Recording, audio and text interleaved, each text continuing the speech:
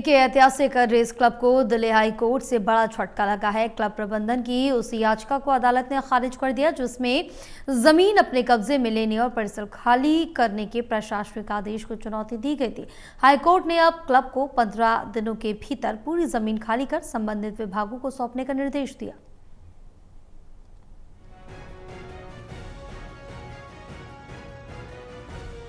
प्रधानमंत्री आवास के नजदीक स्थित दिल्ली रेस क्लब की जमीन को लेकर लंबे समय से कानूनी विवाद चल रहा था।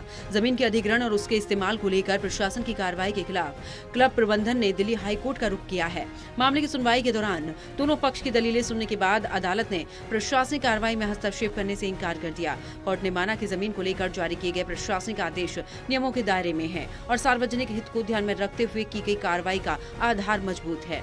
अदालत के आदेश के बाद अब रेस क्लब प्रबंधन के सामने परिसर खाली करने की समय सीमा तय हो गई है। क्लब को अपने घोड़े, साजो सामान और दूसरी संपत्तियां हटाने के लिए 15 दिन का वक्त मिला है। तय अवधि में परिसर खाली नहीं करने की स्थिति में प्रशासन कब्जा लेने के लिए सख्त कदम उठा सकता है। इसमें बलपूर्वक कब्जा लेना भी शामिल हो सकता है। इस बेशकीमती जमीन के भविष्य में इस्तेमाल को लेकर भी तस्वीर बदलने की संभावना है। प्रशासन की तरफ से जमीन का इस्तेमाल शहर के बुनियादी ढांचे और आम लोगों से जुड़ी परियोजनाओं के लिए किए जाने के संकेत पहले ही दिए जा चुके हैं।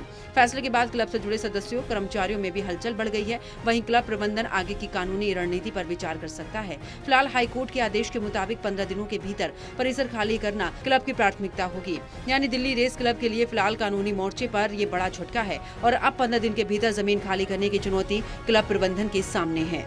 टोटल टीवी के लिए दिल्ली से विशाल सिंह की रिपोर्ट।